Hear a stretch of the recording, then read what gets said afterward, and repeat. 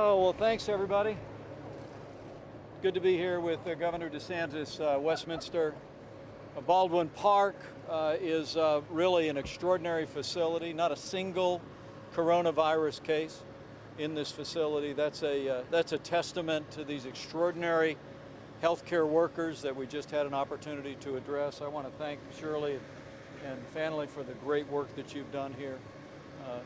Early on in this pandemic, we recognized at the White House Coronavirus Task Force that seniors with serious underlying health conditions were most at risk for heartbreaking outcomes to this virus. And early on, it would be March 4th, that Seema Verma at the Center for Medicaid and Medicare Services at the President's direction actually ordered all of the infectious disease standards at nursing homes around the country to be raised to the highest level. We also deployed all 8,000 of our inspectors across the country to focus exclusively on making sure that our nursing homes were living up to those new standards to protect the most vulnerable. And we are going to continue to make sure that people that are caring for the most vulnerable today, tomorrow, and every day in the future have the resources and the support that they need.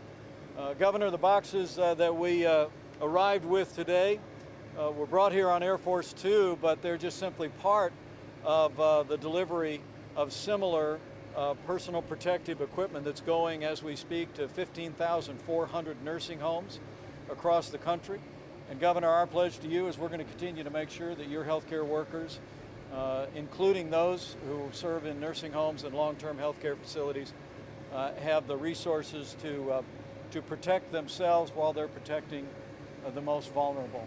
But let me just say again to Shirley and to family and the whole team here, thank you for the extraordinary work that you've done. You really have set the highest standard here at Westminster Baldwin Park. I know the people of Florida are proud and grateful, but on behalf of your president and on behalf of people all across this country, thank you for caring, thank you for loving these people, and thank you for the standards that you've lived out here. And with that, it's a pleasure to be here with Governor Ron DeSantis. Governor DeSantis from early on made a priority of seniors here in Florida. Your administration recognized the unique challenges that seniors, particularly those with underlying health conditions, would have with the coronavirus. I know while we were raising standards at the national level, you were implementing limitations on people entering nursing homes. You created new standards, you enforced those. And let me just say, Governor, we're really grateful for your leadership. And now, as Florida begins to open up again in counties across the state, following your best information, your best analysis, we're going to continue to partner with you to protect our most vulnerable, but to get Florida and America back to work. So thank you, Governor. It's great to be here with you, and thanks for your leadership. Well, thanks, Mr. Vice President, for coming. Appreciate this. We've really viewed, if you look at the statistics worldwide now, probably 50% or more fatalities from this are coming in long-term care facilities. So we saw that data early, and we did do things like, and they've done it religiously, require everyone, all staff, to be screened every day, temperature check, ask questions to make sure they're not bringing it in. We also prohibited COVID positive patients from being sent back to these facilities. Obviously, some states forced that. I think that was a really bad thing, so we were able to do that here. We also started sending a lot of PPE, and this is very important. And the thought was, here we are sending all this to hospitals, which is important, but if you can give the PPE to really the front lines, these facilities, you will have fewer hospitalizations if they're able to do that. So we've now in Florida sent more than 10 million masks, more than 1 million gloves, and more than 500,000 face shields just to long-term care facilities in the state of Florida. We had, in this facility here, has not had a single infection. We have over 4,000 facilities in the state of Florida, and I think at least 3,500 of them have not seen one single case. That is really phenomenal for them to do. What we did start seeing was some asymptomatic staff come in. So no fever, would pass the questions, and then you'd end up seeing it spread usually amongst the staff first. So we did, I created 50 National Guard strike teams. They partner with the Florida Department of Health, and they go to the facilities, usually the ones that are the most risky in terms of their infection record. So you guys would probably be behind the list because you've done such a good job. So we send them there, they test, and then you're able to isolate anyone who's infected. We also did the first mobile lab. We created an RV with a Cepheid 45-minute rapid test. So that mobile lab goes around Florida. They go out, they get samples, they run them. You get the results in real time. I mean, some of the labs take 24, 48, 72 hours, which is, okay, you want the result. You get that result right there. You have a couple positives. You can isolate them appropriately. And so I think that that's something that's been very, very important for us with this testing. So we're going to continue doing that. And I can tell you in the state of Florida right now, today we reported a bunch of tests, like 75,000. I think there were 400 some positive, maybe 500. So it was 0.67% positivity rate. And if you look throughout, that's been pretty consistent. I can tell you in Florida, particularly outside Miami and West Palm and Broward, when you see cases crop up, it's usually related to a prison or a long-term care facility at this point. We're not seeing any kind of spikes from the general public. And even Miami and South Florida, you definitely see a decline from where they were. Miami reported 69 cases today. At their height, they were at 500 in early April. So that is really there, but this is a discrete issue that requires certain focus. We've done that from the beginning, but I've told my folks and all the agencies, this is going to continue to be the tip of the spear. So as we do things to get people back to work, we're not going to stop doing this. In fact, we'll probably be doing even more, and I think that'll make a big difference. That's right. Thank you, Governor. And I really think Florida has set the pace.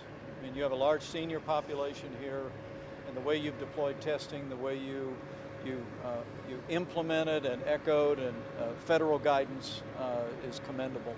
And let me also say, as I recognize Seema Verma, who leads the Center for Medicaid and Medicare Services and has done a phenomenal job seeing to the protection, particularly of seniors around America. Let me also just say thank you to our seniors. I was back in Indiana not long ago and wasn't able to go see my mom. I mean, it's been hard for people to forego seeing their moms, their dads, their grandmother, their grandfather, a loved one. But for the seniors, for family members who've been willing to adhere to the guidelines that have been issued at the federal and state level, we just want to say thank you. Thank you for being a part of the success that you've had here in Florida. We grieve for the loss of life here in Florida. We grieve for the loss of more than 90,000 Americans, and their families are in our prayers. But we know the steps that Americans have taken. We know the steps that people have taken to make sacrifices in the opportunity they have to be with family members, and the steps that seniors have taken have saved lives. And we admire you and are grateful for you every day. Seema, did you have a quick word? Sure. Again, just want to say thank you to the staff here that's done a terrific job, and Governor DeSantis, your leadership has been amazing to see you implement the federal guidelines, and you've just shown leadership in terms of separating patients, isolation. All those techniques make a really big difference. And we know that this has been particularly hard on families being separated from their loved ones. Just this week, we've put out reopening guidelines for nursing homes that will help guide state and local efforts to reunite families with their loved ones. I think those procedures are calling for testing and screening, a lot of the things that Governor DeSantis has already done in the state. So we're looking forward to families being reunited with their loved ones, and we know that that's so important for quality of life. Thank you. Thank you. Any quick questions here for the governor? Some states are not being so transparent about the cases in their long-term care facilities and other operations. Does that concern you? Well, from very early on, our administration has made a priority of protecting the most vulnerable, beginning with seniors with serious underlying health conditions, and having the best information about the conditions that people are facing has been absolutely essential to that. And what I can tell you, and Seema, you can respond to it, we've literally been working around the clock to get real-time information on hospitalizations and real-time information on compliance. As I mentioned, we have more than 8,000 inspectors around the country, and Florida's been a tremendous partner with us every step of the way, but we're going to continue to work with every state in the union, make sure we have that information so that we can, as the governor said, not just today, not just in this pandemic to this point, but going forward, we're going to continue to surge supplies and testing and do the kind of surveillance in our nursing homes and long-term care facilities that will prevent any outbreak among our most vulnerable. But Seema? Well, I think President Trump has had a long-standing commitment to transparency, quality transparency, price transparency, and this is no different. We changed the regulations to require nursing homes to inform families and residents of the facilities if there's COVID virus in the nursing home. Very unprecedented. It's never been done before. And we're also requiring nursing homes to report information directly into the CDC. That information is just starting to be collected, and we will be making that public at the end of the month. Great.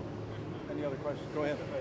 Vice President, on that issue of transparency, Florida recently dismissed a worker who was adding data to the state website about coronavirus cases. I'm wondering. We should just have me take that. He doesn't know about it. So let me just first. Can I ask my question first? Okay. I know that you've addressed this before, but there's a question of why the state asked her to remove data that had already Right. been put. So first of all, okay.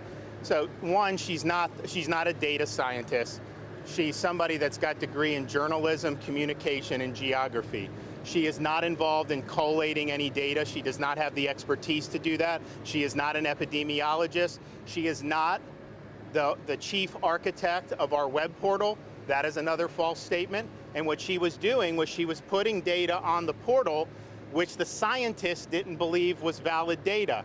So she didn't listen to the people who were her superiors. She had many people above her in the chain of command. And so she was dismissed because of that and because of a bunch of different reasons about how she did. Come to find out, she's also under active criminal charges in the state of Florida. She's being charged with cyber stalking and cyber sexual harassment. So I've asked the Department of Health to explain to me how someone would be allowed to be charged with that and continue on, because this was many months ago. I have a zero tolerance policy for sexual harassment. So her supervisor dismissed her because of a lot of those reasons, and it was a totally valid way, but she should have been dismissed long before that. Our data is available. Our data is transparent. In fact, Dr. Birx has talked multiple times about how Florida has the absolute best data. So any insinuation otherwise is just typical partisan narrative trying to be spun. And part of the reason is that because you got a lot of people in your profession who waxed poetically for weeks and weeks about how Florida was going to be just like New York. Wait 2 weeks, Florida's going to be next. Just like Italy, wait 2 weeks. Well, hell, we're 8 weeks away from that, and it hasn't happened. Not only do we have a lower death rate, well, we have way lower deaths generally, we have a lower death rate than the Acela Corridor, DC, everyone up there. We have a lower death rate than the Midwest, Illinois, Michigan, Indiana, Ohio. But even in our region, Louisiana, Mississippi, Alabama, Georgia, Florida has the lower death rate, and I was the #1 landing spot from tens of thousands of people leaving the #1 hot zone in the world to come to my state. So we've succeeded, and I think that people just don't want to recognize it because it challenges their narrative, it challenges their assumption, so they got to try to find a boogeyman. Maybe it's that there are black helicopters circling the Department of Health. If you believe that, I got a bridge in Brooklyn I'd like to sell you. Last question. Are you considering banning flights from Brazil as infections rise I there? can't do that, so that'd be a question for the VP. We're watching very carefully what's taking place in South America, including in Brazil. We saw in recent days there was a significant spike in cases, and the President's made it clear that we're considering additional travel restrictions, not just including Brazil, but other countries. I mean, it's always important to say that before we had a single case of community transmission in the United States, President Trump suspended all travel from China in late January. It's at the same time he stood up the White House Coronavirus Task Force. It's undeniable, while that was harshly criticized by many partisans, it's undeniable that that bought us invaluable time to stand up a national response, to partner with states to be able to take the steps that we've taken that we know saved lives, to partner with states and, more importantly, to partner with the American people to slow the spread. We have flattened the curve. Florida's done a truly remarkable job here because the people of Florida stepped up. Your governor, your administration stepped up. You implemented the guidance not just for nursing homes, but for every American. But travel restrictions were a part of our strategy early on. The president would not only restrict travel from China, but screen all passengers from there, screen passengers ultimately from South Korea, Italy, and then suspend travel from Europe, the UK, and Ireland. But when you guys did the China restrictions, there was this thing in the media saying, oh, well, 40,000 or 50,000 Americans came back after that. That's true, but they were all monitored, and the Hubei people were all self-isolated. So I had Floridians on the West Coast waiting for 14 days, testing, then they came back. The ones who were in other parts of China were allowed to come back to Florida, but CDC gave the information to our Department of Health, and they were monitored for 14 days. And some were ended up testing. Fortunately, most of them didn't come back positive, but that was something that was being done all across the country, even for the Americans. And obviously, we want the Americans to come back, but it's not like the floodgates just opened and people came. No. All those folks were being monitored. And the one thing I would also add just about kind of what we saw in Florida. 11 different airports were screening any Americans that were returning from the affected areas in China. In Florida, if you go back and look, the hospitalizations in like the last week of February, we were probably about 88% full with all our beds. At the height of the pandemic, we were closer to 50% full. I think we were 55. We hovered between 50 and 55%. So, we actually gained capacity during the pandemic. We're never threatened with hospitals being overrun. And today, we have the fewest numbers of COVID patients on ventilators that we've had since the month of March. So those trends are obviously good for us. So thanks very much. Let me say thank you again to the great team here, to Shirley and all the wonderful nurses. I hope you will give them our thanks and our gratitude, and give all the residents here our love. And finally, just thank you for this outstanding team. The way you've responded to federal guidance, the state's guidance, has represented the highest level of care. And we want to commend you for that, thank you for that. And we'll keep the help coming, and we'll get through this. The truth is that as we see Florida and states around the country beginning to open up, all 50 states in America have now begun to partially open up. It's because of what the American people have done.